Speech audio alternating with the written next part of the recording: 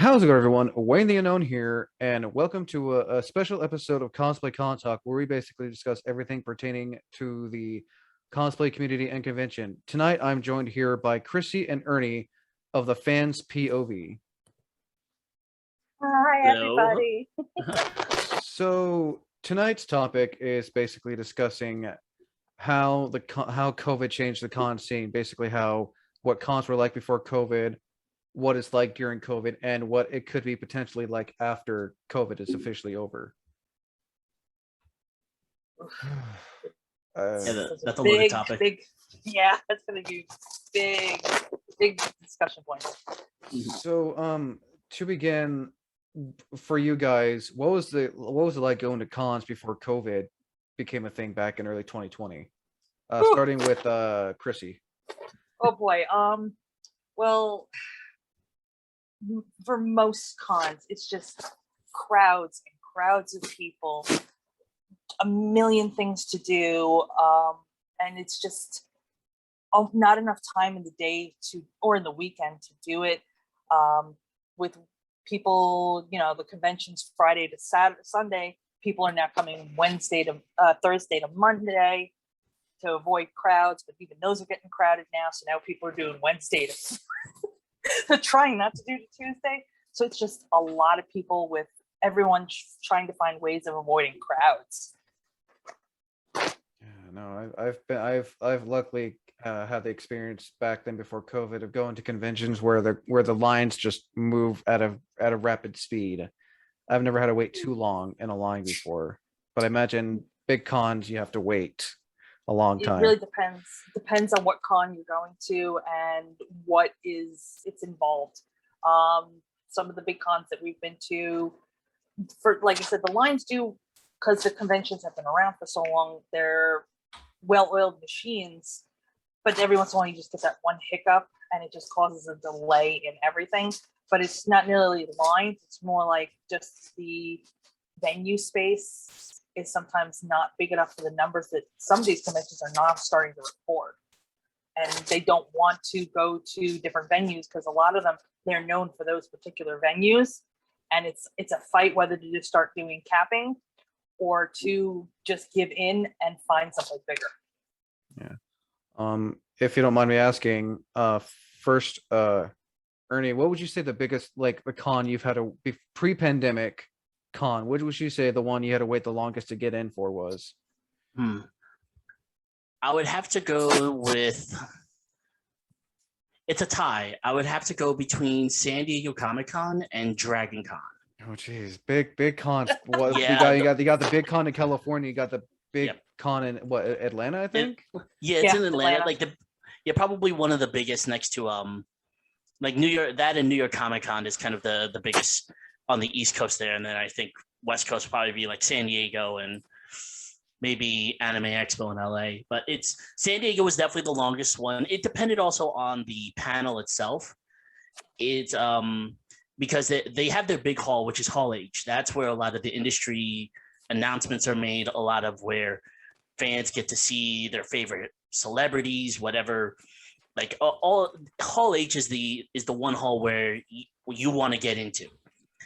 And with that hall is that I think they clear it out after every industry panel. So the line tries to move pretty fast, but it's there have been times where people have waited full days for a panel that was in Hall H. There's been times of that. And then there was actually at San Diego Comic-Con, there was a panel I really wanted to go to in one of the smaller halls, but with that hall, they didn't kick out anybody after a panel. It was basically like you could stay there all day if you wanted to. So that kind of caused me to wait about an hour or two, which is not too bad for a panel. Like, it depends on it, because I've known people that, like I said, they waited a full day. There was actually a case like very recently with Anime Expo, like in the last year or two or so, it took them 8 hours to get in, and this is the biggest biggest anime convention in the country. God. So that was kind of a bad thing on them. Like, kind of reminds me of a con I went to back in 2019 called SAC Anime. They had two autograph sides, a paid autograph side and a free autograph side, where if you bring an item you get it signed for free, but any other item after that you have to pay. Me and my sister, we almost waited 2 hours to get a free autograph from Roger Craig Smith, because his line was like at least a good 2 hour wait. They had like a booth where if you pay $20 in cash, you can line jump, basically okay. cut in front of everyone. To Krissy, same question. Pre-pandemic, biggest, what's the longest you had to wait for a con to get into? Probably it would have to be definitely Dragon Con, because unfortunately I did not attend San Diego with I haven't been onto the West Coast with Ernie. I've only done most of the East Coast cons, so Dragon Con would definitely be. There was, I think, besides We got to make a West Coast trip, Tracy. yeah, I know. We We keep gotta saying do this. that. Our one friend lives in California now. He keeps harassing us to come, especially Anime Expo. But Dragon Con, I think the longest we ever waited to get in to the con itself to get our badges was, I think, the first year we went, and that was because the line loops around. This is like city blocks, not like, you know. Oh yeah, down the no, block. This is like I've heard stories how around. that Dragon Con's basically a giant party con. I get 2-3 hotels. I Oh, think yeah, it's 5 it's- hotels now. Like it's around. It's actually 6, I think. They have like 5 or Really? 6. They have 5 hotels that they have, and then Marriott. they have America's Mart, which is kind of Oh, where yeah. the dealers It's a- and vendors is. Yeah. Good So Yeah, there's it's like a God. 6 convention venues. center. It's like a Well, convention center they turn into a dealer's room. Something But, to look forward to if I ever go to the East Coast. Oh, It's one of those things I've always told people, like, it's not for everybody, but I always recommend, if you're a major con goer, try it once. It is like a week vacation. We usually turn it into a week vacation because Okay. it's a 4-day con, but they do do some stuff on it's it's Friday to Monday, and they do some stuff on Thursday now. But it keeps growing and growing. But I think it took us an hour to get into, which was amazed. It only took us an hour to get into the building to get our badges. But some of the lines that I've waited on with a couple of our friends for panels Oh, has geez. gone on to 2 hours. And those lines go out the building, down the street. I was Yeah, even. like- I think it was It's like- we went to a Once Upon a Time panel, and we were like sitting there like, oh my God, this is gonna take forever.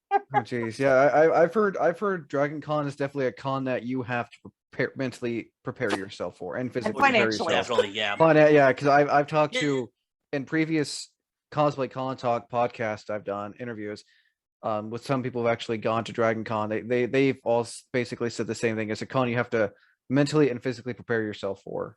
Oh yeah, definitely. Yes. Oh. It's party con. Oh yeah, no, Yeah, it's I- like, yeah, it's kind of one big party that ends the summer, and you to like physically prepare for it. Obviously, like walking all over the place. I wouldn't recommend treadmills. Just walk like around the neighborhood a couple of times and do that, because it's such a because I trained for that and actually like done treadmill, and it actually, when I actually went to Dragon Con and did the walk around, my feet were hurting at the end of jeez. it. Yeah, good Some- footwear. Good footwear is Yeah, important for that definitely, con, yes. because it's a lot of hills. Oh, It's like, Oh it's yeah, that oh yeah, running it's very jo- hilly. Yeah. It's that running joke. I had to walk uphill both ways in the snow. Luckily, no snow. But you put how many crowds of people there are, it might as well be snow. Oh yeah, and also Jeez. you if you get there early enough to like go through, look for hidden ways to get around the crowds, because it is a lot outside. But Mhm. then you kind of go through tunnels and you have to go through hallways. Yeah. I would say the best example, if you want to see like visually see what it's like to be at Dragon Con, is one of the scenes from Baby Driver when he's running through the mall. Mhm. That took place in Atlanta, so that takes place through the Peachtree, which is their mall. So that I would say like definitely look into that. Like that's probably one of the best ways to see like what Dragon Con's all about, and Yeah. that's all about like what the venue looks like, and also. Gotcha. Yeah, a lot of those buildings are all connected to like mini Uh, bridges. Yeah, I've heard there's like a sky bridge connected to. Couple, yeah. I think. Oh, Yeah, I geez. think that there's been a couple around. I forgot which hotel it was, but there's a Marriott, I think. I think it's like the Hyatt to the Marriott. It could be like, and yeah, there's all sorts of bridges Yeah. and tunnels that The Marriott to connect. the everything. Peachtree, Oh, something like Oh Jeez. yeah, there's a lot. that. We Nah. went for a few years, so we kind of mapped it out a little bit. But it's Hey, been a couple years since I we've think gone. if you prepare yourself for a con, that's definitely a good thing to do. Mhm. Now, last year, you know, we like late 2019, early 2019, we heard about the pandemic. Starting with Krissy, how do you think that affected cons when the pandemic was kind of slowly coming over here to the States? Well, the thing was, is we actually, our last con before the pandemic hit was KatsuCon. It was Valentine's Day weekend in February, so it was just right before it really hit us. And as much as we all were weary of it, I don't think everyone really understood the impact it was going to have. So I don't think many people, at least that I interacted with, were worried, because to a degree, I almost don't remember many people talking about it. Like, it was something you would hear on the news every once in a while, but it Yeah. was nothing that everyone was like, oh my God, we gotta get ready. Because we were having a blast, like a normal, because KatsuCon's kind of like one of the bigger ones, anime conventions on the East Coast. And it's one of those places where the venue is the convention. It's like, that's why everyone goes for photography and all that kind of stuff. And because it's usually around Valentine's weekend, they make themed events for it. And yeah, I really don't think too many people were making a big deal. Like, we had friends come up from Tennessee. We have friends from Pennsylvania that come in from that convention, all over the East Coast, even the Midwest, even out of country. I've had friends come to this one. And nobody was, well, mostly state-wise, nobody was really making a big deal. But I did notice there were a couple people from out of country that I kind of knew of and all that weren't present. So I think a couple of them are from Europe. So I think they were kind of taking it a little bit more serious, because Italy had just been hit so Yeah, hard. no, I imagine Europe had to cancel a lot of conventions over there once the pandemic seriously. I think it was to like April is when like even like cons were realizing, because I was like looking on Instagram, Facebook, just seeing con after con being canceled yeah. or pushed back till later the year. And then Mhm. and I'm from Oregon, so a lot of the cons that were going to be in 2020, either got pushed back till later the year or are being held this year. So it's crazy seeing a lot of cons, canceling or not bother canceling at all. And that kind of, I've heard some stories, about how cons were going on during, when the pandemic was so huge. And Mhm. No, yeah, I remember the same thing, seeing on Instagram, and Facebook and all those media sites. All of a sudden, you just like, it was almost, I think a couple of people I knew were starting to play like convention bingo, like which was going to be the next convention to either cancel, postpone. And it was just like, and then everyone was wondering if they're going to postpone, how long they're going to postpone it. But a lot of them started doing the virtual. oh yeah. For you, Ernie, did you have to cancel any cons come when the pandemic got more serious? Yeah, definitely. It's I kind of had with my group of friends, we had a different experience than what Krissy was saying, because there was I definitely had friends that were very concerned about COVID. I actually had a friend who was wearing a mask the entire con. She was wearing it the entire time. And like we met up for lunch, and she's like, I have a mask on just in case, like because of COVID. And then I actually had another friend who was we were doing a shoot and we were talking about COVID. We were talking about Corona. It's like, oh, we hope it doesn't cancel anything. We hope that it's just as one time, like not so much one time deal, but it's like just kind of isolated to one separate area. And it just kind of and it kind of just like kind of just like exploded from there, like with KatsuCon. Like, and funny enough is that I actually with KatsuCon is that I knew a couple of actually our 10FC friends, they got really sick afterwards, and they're saying we possibly could have had COVID because everybody in their house did. Like everybody, I think everybody got sick. Yeah. So, but that happened, and then funny enough is that a week later in that same venue at KatsuCon, which is the Gaylord, if anybody sees KatsuCon, they hold they had another convention there where actually 2 people get tested positive. And it was actually the Conservative Political Action Committee convention, something like that. And and President Trump was there, and a lot of the conservative parties were there. So 2 people tested positive. So everybody kind of like had to go either go into isolation for 2 weeks or get a test or whatever they had to do. So that happened there. And then I went to a travel convention at another convention center here in DC, in Washington, DC. And when I went there, I heard that someone got COVID when I was there. I'm like, oh, this is beautiful. I'm like, this is great. So I had the cotton swab up the nose just to test, like, all right, is it like, do I have it? It's like, no. And they're like, you're fine, you're good, all that stuff. So it's but yeah, that was kind of the last convention that I had. But like, yeah, we all had to kind of adapt to this new form of what the con life will be after the pandemic. Because right, for about a year and a half we do virtual, and people are still doing virtual to this day. Yeah, no, I've noticed. I'm glad to see people are doing virtual cons, which, you know, a whole lot of people aren't too thrilled about, and some people are like, you know, I think virtual cons are a nice way if you're new to the con scene and you're leaning about going to your first con in person. You can check out the virtual cons, which I think are a good idea. I'm sure, and I've seen you guys on your Instagram post about how you've done a few virtual cons. Oh yeah, and then my friend Hazel, she actually, as soon as the pandemic hit, she immediately set up a virtual convention. Did they go by that Shady Haze? Yeah, Shady Haze. I actually had the opportunity. I actually interviewed her a while back. Okay, yeah.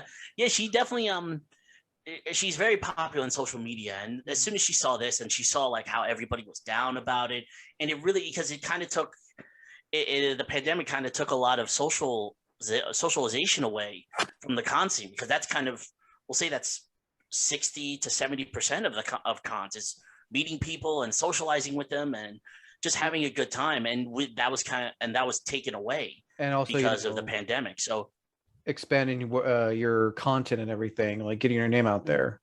Yeah, exactly.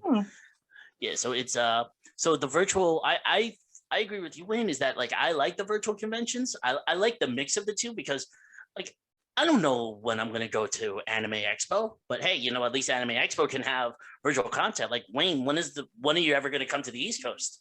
I would love to come to the East Coast. I mean, oh yeah, that's like, you know, with, you know, Hazel doing her virtual cons is kind of why I created this, because I've been told by a few people that, you know, they've missed con, and this whole podcast is kind of, you know, to give people that convention experience. Yeah. Seeing all these cosplayers I've interviewed, you know, been doing this by myself since, you know, February of this year, still during COVID, you know, not thinking any cons are gonna happen. So I decided to do this podcast series. Yeah. And it's a great thing that you're doing this. It's an awesome thing. It's like, you know, it kind of gives that con feeling back. Like, exactly. It's not exactly being at a convention, but you know what? This is actually like, in some cases it could be better, because I'm meeting people from all over the world. So oh yeah, no, that's how it's been. I've had the opportunity to interview people from the Middle East to Canada. Wow. To different states. Awesome. Yeah, no, I mean, interviewing you guys are clear across on the East Coast, so that's, you know, I'm glad that I'm gonna do. Yeah, and I've actually, after looking at your guys' like Instagram and what you do, it's like, oh, maybe see if I can't talk to them. And I'm glad Krissy, right? Yeah. I'm glad you guys brought up the idea about talking about this, you know, the con scene during the pandemic and everything. I feel like a lot of people, you know, I feel like some people may not want to go back to cons after this whole pandemic thing. Oh yeah, and that's totally understandable. It's the elephant in the room.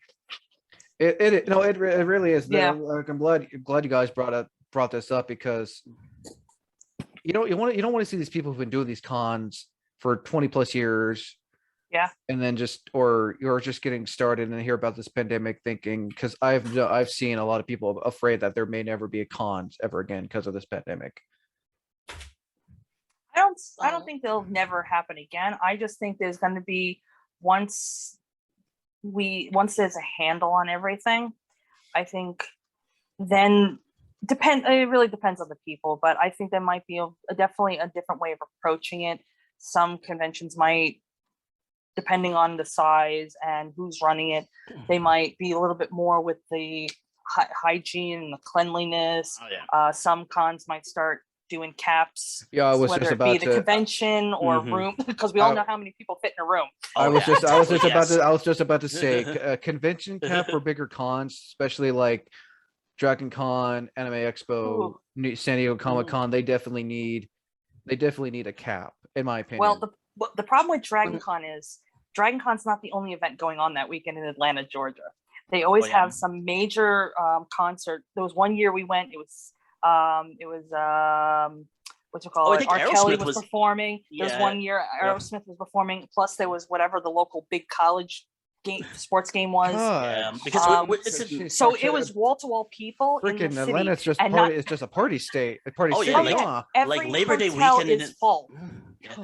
Yeah, Labor Day weekend in Atlanta is crazy because you do got Dragon Con. I think one time we were eating at a restaurant and we saw R. Kelly. Yeah, we were leaving the restaurant. R. Kelly with his crew, and he's looking at all of us because half of us are only cosplay. So he's looking at us like, "What the hell is going on?" Note to self: at least give it a few years before going to Dragon Con. Yeah. Actually, the one year Aerosmith was performed, they have Dragon Con partners with the Atlanta Aquarium, and they reopened the aquarium a couple of hours on Saturday evening, and they have the VIP room. Aerosmith was up in the VIP room hanging out with the cosplayers and con goers. Oh yeah, nice. So, yeah. So, no, sorry. Go ahead. Yeah, no, I kind of wanted to continue on with just to kind of talk about with the caps, because the thing with San Diego and Dragon Con is that they can't really they can have caps on the venues, like in the hotels. Oh yeah, that's what I mean. But like the con itself. Yeah, the con itself, like with San Diego, like there were more people in the streets than in the actual con center itself. Yeah, that was one thing I definitely reserved. I heard that, if people can't afford to go inside the convention center, they can go outside and not have to pay because exactly. Because I imagine there's always a bunch of cosplayers outside. Oh yeah. I've heard San Diego Comic-Con can be expensive. Oh yeah, it is. Yeah. And it's and the thing is also that a lot of the convention center is right next to what is known as the Gaslamp District, which is kind of their downtown area where there's a lot of shops and there's a lot of restaurants, there's a lot of venues you can go to. And you don't necessarily have to go to San Diego Comic-Con to experience San Diego Comic-Con. Because you can literally see like a cosplayer walk right by you. Oh yeah, exactly. And there's so much advertising on the streets. There's a lot of people. So you can experience the con without actually going in. And the same thing goes with Dragon Con, is that a lot of the con happens outside. You got the panels and all, but they can. Oh, I've seen my fair share of videos when I first heard about Dragon Con back in like 2012. Oh yeah, well that's like even Ernie was just at Otakon when Otakon was in the Baltimore Convention Center down by the Inner Harbor. Like the Inner Harbor would get taken over by cosplayers for photo shoots, stuff like that. How many restaurants would have signs outside? If you have a cosplayer come on in, you get 10% off your bill. It's like some of these towns, the convention is like 60 to 70% of their income for the year. And the whole town just embraces it. Like Dragon Con with Atlanta, when Baltimore had Otakon, Baltimore was devastated to lose Otakon, but they were renovating the convention center. So Otakon went to DC for a couple of years, and it's a lot of these cities, they embrace it, and it's their income between the hotels, the restaurants, the shops. The funniest story was I think it was like the second or third year we went to Dragon Con. The Peachtree is like a strip mall, but up, not out. And a CVS had just opened up on the main floor. We walked in Friday afternoon and they had nothing because nobody warned them about Dragon Con, and they were all out of supplies. They were running out of change and everything. So the following year we came back in, we were joking with the manager, and he says, I had to prove to my district manager to approve extra money, extra orders of everything. And he says, by the end of the first day, my district manager went, okay, we'll take care of this every year, because they saw how much money was coming in. Oh yeah, they had to have extra money in the safe. Cosplayers or con-goers, especially con-goers, will just buy. That's They had walls of cases of beer that were gone, cases and cases of sodas and water and Gatorade just lining all the walls that were just gone by the end of the weekend. Oh yeah, some of them by the end of the day. So it's crazy. By the end, Thursday, Friday. Yeah, that's crazy. But yep. No. But going. Oh, sorry. Oh no, go ahead. Sorry. Well, I was gonna say, is going back with the virtual. I just wanted to point out that, like, when Hazel started up her virtual con, I know we've befriended, luckily, over the years, quite a few staffers for conventions and stuff like that. A few of them got together and created virtual artist alleys on Facebook. Nice. Yeah. So there's 2 or 3 that I'm members. And they invited me in because I know somebody who was in the group who invited me, and artists who were now losing money on their tables because they didn't have the table that they already bought for the convention, And not a had lot of ordered cons, all their not art. a lot of conventions refund Right. these people because that's a Some lot of them, Oh, yeah. some of them rolled it over, but they still said, how many of us now went and spent $300-400 on making charms, making pins, making prints, now had all of this sitting at home and collecting dust. Not So to they mention that. would- To mention the price of a booth at a con is not cheap. Right. Oh, No, it's definitely not. Mm. So how many of them would go, hey, this is my Etsy shop, this is my bigcartel.com page, I have this stuff and that stuff, and people would go, hey, do you have this? And then some people would just go into the group going, hey, I'm looking for A, B, C, and D fandoms, and people go, oh, I've got this on my, and people just went berserk with that. I think the first couple of months I'm like, oh, I've always wanted to buy from that artist, I just never know her full name, and I've never been to the same con as her, so I end up buying like $150 worth of stuff from her immediately. And a lot of Nice. artists that they said they did better that way than they did actually at the con. Oh yeah, because Yeah. the best thing about a virtual con, especially at Artist Alley, you're not having to wait in line to buy it, and there's that Yeah. potential, and there's also that safety of it not getting stolen by a passerby. And plus, also That's true, too. they'll have it in supply. Oh yeah, no, There's a definitely. good because Yeah, there's how a many- good time in Artist Alley where there'll be prints that there's like, hey, I want to buy this print, but it's Friday. I'll wait till Sunday, And it's to not get there it, Sunday. and then it's gone on Sunday. Like, so- yep. Or, oops, I left them at my hotel. Oh, in my hotel room. I'll get more later. Oh, I'm leaving for the day. Goodbye. Yeah. Yeah, But 'cause also, a lot of them were doing major like discounts. Hey, if you buy, 4 of these off of me, I'll give you 1 free. Or, oh, I'll knock down some of this one. If you spend over a certain amount, I'll get free shipping. So there was a lot of, I think I talked to somebody about it not that long after, was as much as it hurt the convention scene and everybody involved in the community took care of itself. hmm Yeah. Now to another question, because I've seen this question be raised quite a bit, and just the topic be brought up quite a bit lately when COVID was like really just cracking down on everyone. What are your thoughts on cons that were running during the pandemic, during the days where it was just so bad, like not a whole lot of people could go because they were just quarantine or just starting with you, Ernie, what were your thoughts on cons running during the rough days of the pandemic? I know this is kind of like a gray area, double-edged sort of question. Well, here's the thing. I think that a lot of it was based off of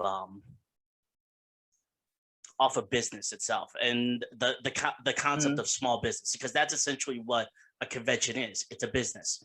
And with a lot of small conventions that were losing money because either because it's like they didn't have the revenue for the year, and as Krissy was saying before with some vendors, is that a lot of conventions rolled over, like I think all of them, they rolled over, okay, you got a booth this year, you're going to have a booth next time. And they didn't really give money back because they're all depending on the business side of it. But there were definitely a couple like Florida conventions, of course, and that Oh yeah, no, I've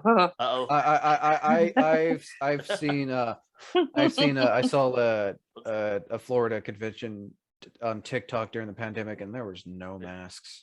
oh yeah, it's No, I don't know the name of I don't know the name of the con, but I did see a lot of videos where people went to conventions and not wear masks when I'm just like, no.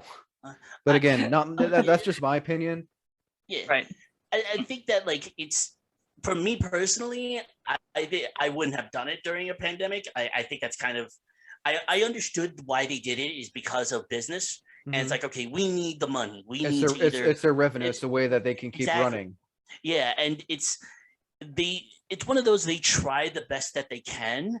Like because they can't control every single aspect of it, Oh, because no. it's either going to be, there's going to be protests about it, or people are just not like going to understand it and follow it. Like there's so many factors that you can put into it, but but during the convention, I think it's just sort of to have a show there, to have a show that's happening. I don't think it was the greatest idea. Like there's been cases where like it's not really like an anime convention that we go to, but Sturgis motorcycle rally, they had over 600,000 cases when it was done. It was the big motorcycle rally up in where is it? I think it's South Dakota, where it's they had a whole. I don't think 600,000 because I think I'm exaggerating, but they were definitely like a lot of cases that were tied back to that. And once again, they had no mask mandate, they had no social distancing. At least with some of the other conventions that were happening, there was social distancing. People did they did have hand sanitizer everywhere. They had some people had masks, but not all. And if you wanted certain things, if you want to see like, oh, I wanted to go to this show or like see what else we have coming up, you use your phone to scan a QR code. So they tried the best they can to kind of jumpstart it and be like, hey, this is the blueprint for running a convention during a pandemic. But it was just way too soon to actually do it. Oh, yeah, and no. I think and this past summer, seen some conventions do it, it's like, okay, this is really how the way to do it. Oh yeah, no. I like that cons, like I said, especially these two cons I'm going to here, or local cons I'm going to here in Oregon. Recently, COVID and everything, with the Delta variant and everything, a lot of rules and regulations had to be reinstated. Oh yeah. So the con's still going, but they're basically telling people if you're going to be like inside the convention, please wear a mask unless you're going to get a picture with a celebrity or something. Yeah. And like they had some cases of that, so it all depends on the con and depends where the state is. Oh yeah, no, I like the fact that, and I'm hoping to see this at more cons, even when the pandemic's over, have hand sanitizer stations, or give out with your lanyards, have like, a thing on the lanyard saying, I don't want a hug's okay, something like that. Actually, I've seen something similar like that. A couple of years ago, it was all over the it was one of those things that got passed around on social media. One of those, it wasn't a meme, but it was something like that, where it was at parties you wore a colored bracelet, and it was green, I'm interested, yellow, not right now, or something like that. And someone made a comment about that, like red should be for no physical contact, yellow fist pumps are all right, or elbow bumps, green I'm all cool for hugging. So a couple of people have made comments about that in the past few months when they started announcing conventions. Oh yeah, no, I remember sharing that on a cosplay group I'm part of here in Oregon, and I think conventions should literally, seriously, especially with a bigger or local convention, should consider doing something like that, because you don't want someone to come up to you and just randomly hug you or something. I mean, because sometimes people don't understand social cues, but having like a card saying, hey, I don't want to be touched or hugged or something. And honestly, I've seen a lot more conventions where they do, it's not really enforce it, but they encourage you to wear a mask. So you can wear a mask if you want, or you don't have to. I like how some conventions are given that options, and there are some conventions like, hey, you want to come to our con, you're gonna have to wear a mask. But if you want to get a picture with a celebrity or something, or ask a question, you can take off your mask. But please make sure that once you're done everything, put it back on. Unless you're outside, then you can take it off until you go back inside. Yeah. Okay. Well, I was gonna say was with Ernie, when we were saying about the conventions, we actually, like I said, we've got friends who are staff. There was one convention that we like to attend down in Tennessee, and I was talking to the con chair last year. I think it was, the convention's usually in July. It was scheduled for July, and I was talking to her all the way up to like the 1st of July, and she said the problem is some conventions probably can't cancel because of business contracts. If the state is not allowing for, if the state rules, oh, these things are okay, and the venue says, okay, we're good, I'm holding you to the contract, they kind of have to, otherwise now they have to pay the legal fees going against the contract and stuff like that. So they actually, the Tennessee convention, they had to wait almost until 3 weeks before the convention when it was announced in Tennessee. Yeah, no more groups bigger than 100 people or whatever. So at that point they went, okay, we're canceled. We've basically been given an approval. We're canceling the event. So probably some of them, if they were doing the masking and were holding true to a lot of those policies and all that stuff, they probably legally couldn't cancel the convention at that point. That's a good point there. Oh no, I totally agree. There was a con here in California. I'm not saying the name, just don't want to give them a bad rap. It was when they were announcing that they were coming back for their summer convention. They had a mandate. First, there's a regular. It was regular. Everyone can come. Wear a mask if you want, social distance. And then they changed it to, okay, well, if you want to come to this convention, now you're gonna have to you have to be fully vaccinated or have a 72-hour negative COVID test. And a lot of people were not happy with that. And then they rechanged it to where now you don't need a COVID test or the vaccine, but please, we encourage masks and social distancing. Because I think because they got a lot of backlash because people felt like they're excluding a bunch of con-goers. Because if you exclude con-goers to a con, that's not that's money you're not making, and there's that chance you may not be able to come back. And then this is like a well-known con here in California. Okay. Well, that was, I think Otakon had the thing where they said if they weren't able to happen this year, they probably weren't going to happen. Would have canceled. Yeah. Mm-hmm. Yeah, they probably would have been done for. It did happen. Financial loss. Oh yeah, no. Yeah. I mean, I imagine there were some cons when this pandemic started. It's like, okay, well, we can try to come back next year, but with some cons, how they see, well, if this COVID thing, so then we may just completely shut doors and just not have this con anymore. And I imagine there's been a lot of local cons that just like, okay, well, we're not doing this anymore. Even if the pandemic's over, we just don't have the money, the revenue, or the sponsors to. So I mean, sorry, but Yeah. Oh yeah. That definitely happened with some small cons. I don't know which ones, but I've heard like there were definitely rumblings saying like, all right, these conventions are not happening anymore because that was one of my biggest fears, was that like you see even the big ones taking a financial hit, and it's like, God, if the big ones are taking such a financial hit, you can't. It's scary to see what's going to happen to the small guys.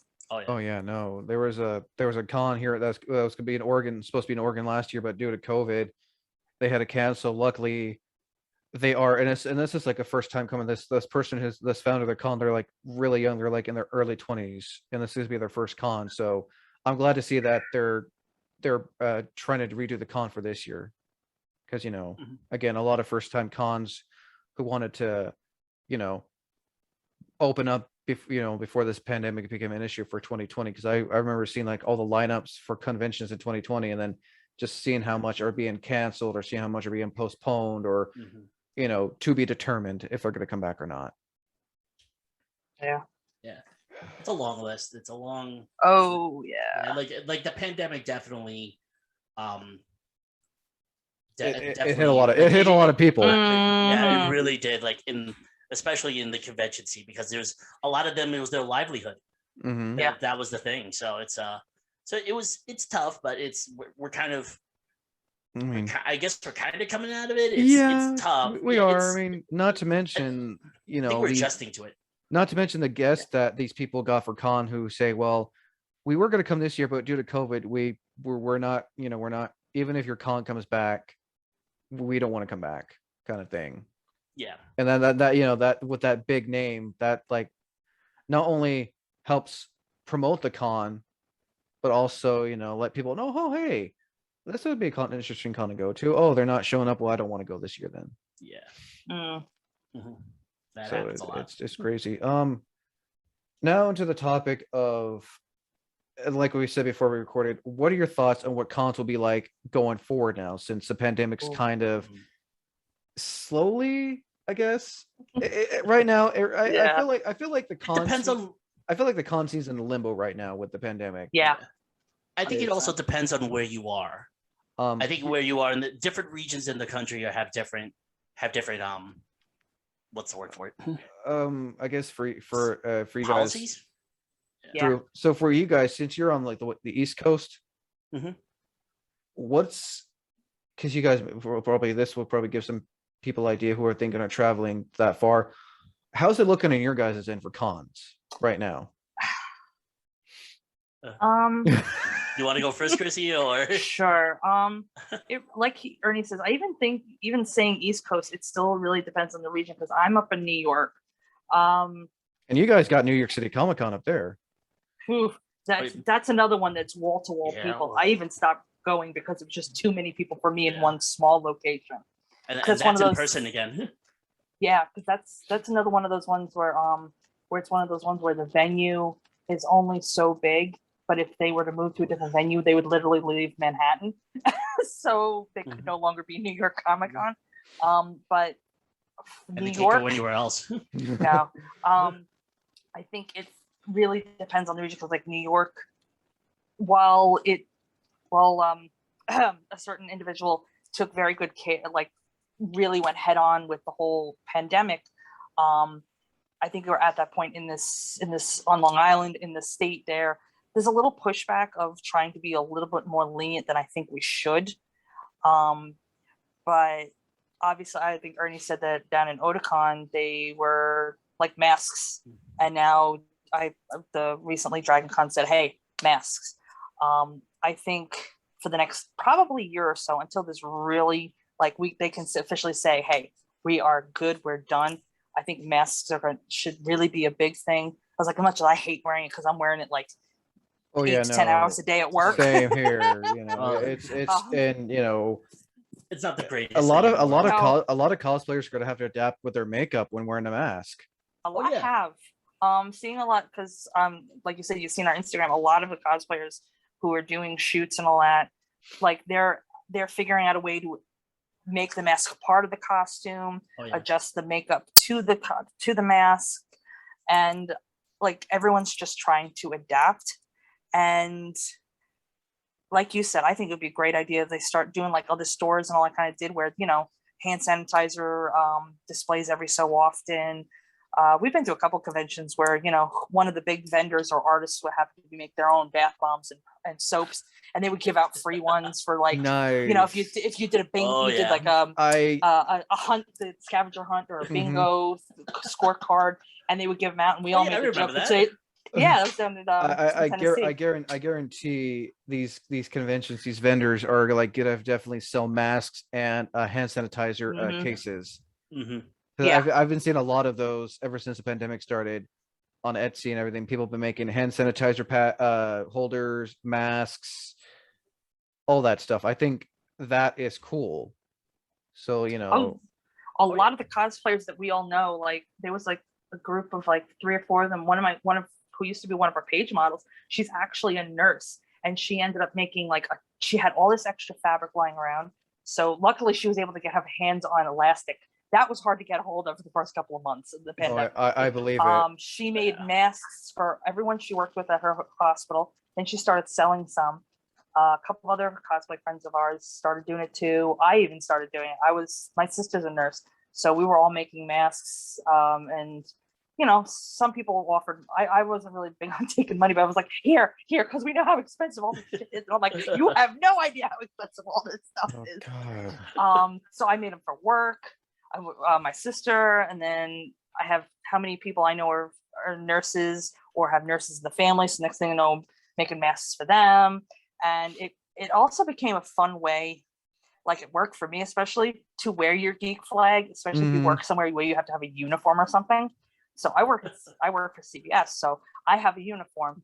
I can only wear so much stuff. So I usually wear my nerd earrings or stuff like that.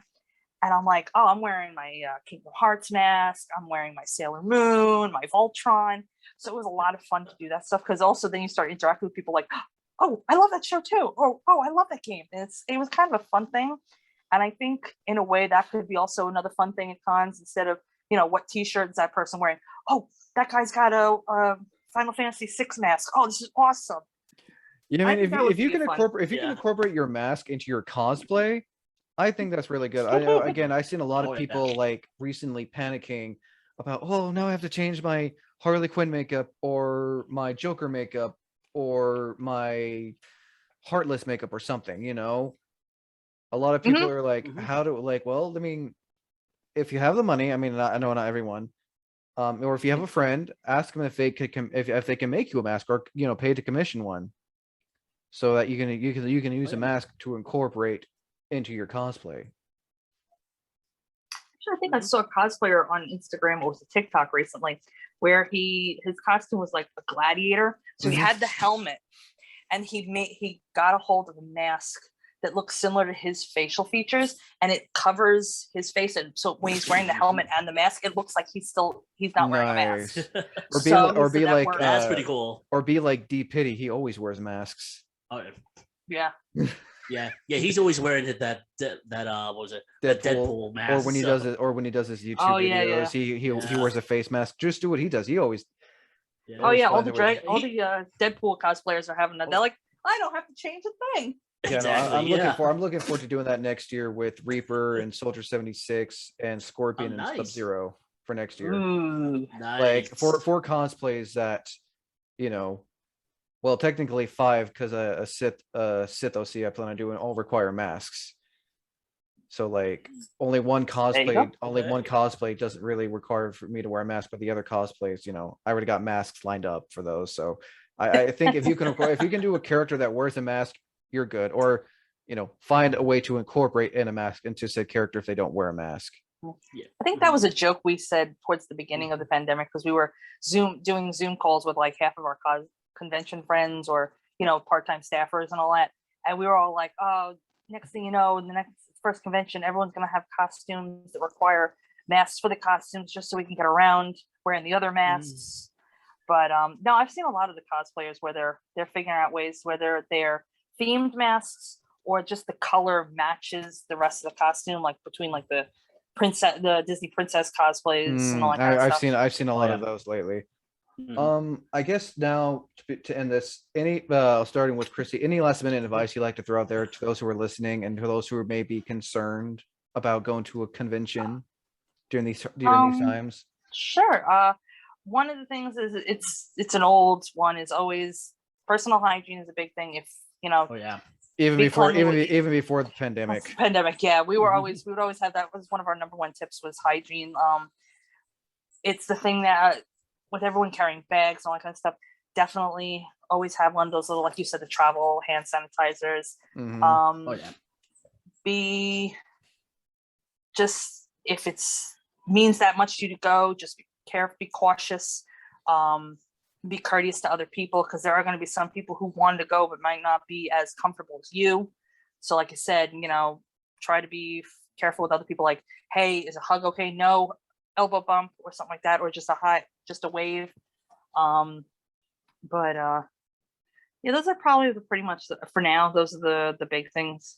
Oh yeah, no. As a friend of mine said in the podcast I did called Convention Safety and Awareness about hygiene, and I quote, they said wash your ass. Yeah. We usually stick with the upper arms, but that's okay. Just shower in general. That's what. No, because you're gonna be sweating for sure. Shower.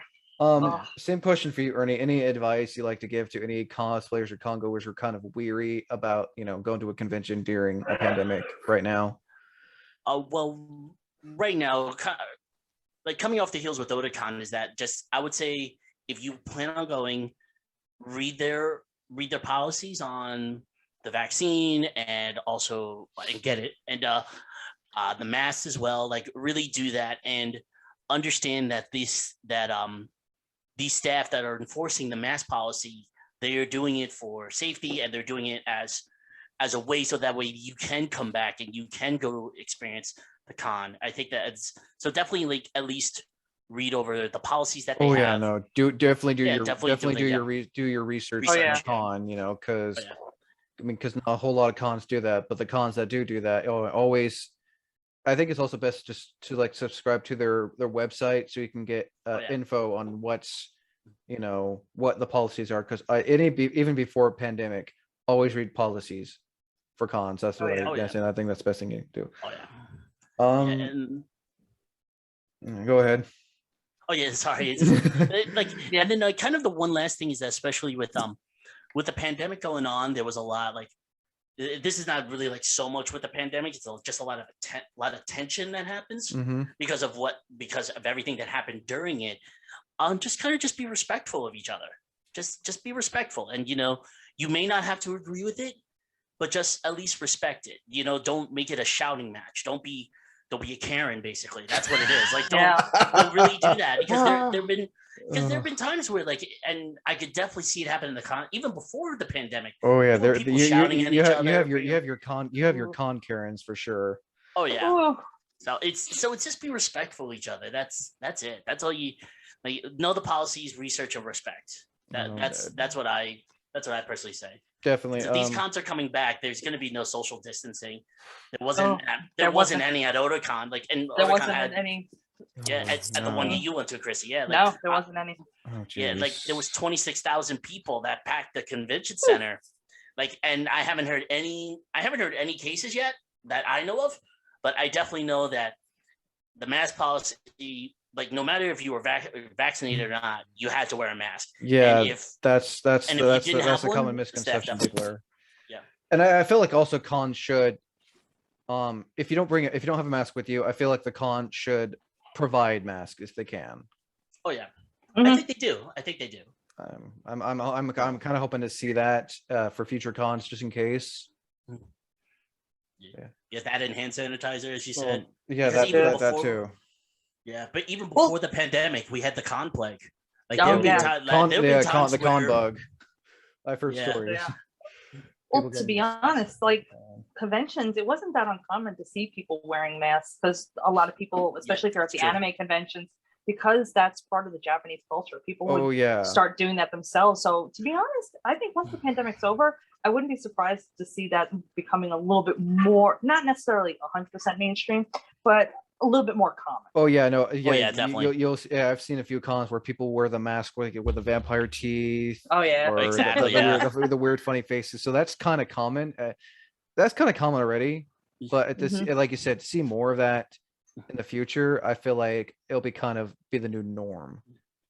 I also think that mask is going to replace the makeup, because yeah. like I think that, like, if you can get a mask that's like your facial features with the makeup, and all you really kind of have to do is up here. No, seriously, like, you can get that done and like have somebody commission it. Like, hey, Oh yeah. there you go. And there's a like mask. I will say this: mask is going to be a whole new revenue for vendors out there. Oh, yeah. Mask will be a whole new business That's the one thing I'm looking forward to seeing, is masks and hand sanitizer containers be sold at cons. Oh yeah, definitely. I think that should about wrap it up again. Krissy and Ernie from the fans POV, thank you for coming on to talk about, how the pandemic's changed the con scene, and hopefully, hopefully to see you guys at a future con one of these days. Yeah. Oh yeah, Well, definitely. thank you for having us. Oh yeah, Yeah. no. Thank you very much. We appreciate it. Yeah. Oh yeah, no, thank you. Thank you. That's for sure. Definitely added some fun to our mundane lives right now. Oh yeah, yeah, no, a little bit, just a little I'm bit. glad to have helped for sure. Again, I am Wayne the Unknown, joined here by Ernie and Krissy of the fans POV. Until next time, thank you for listening and thank you for watching.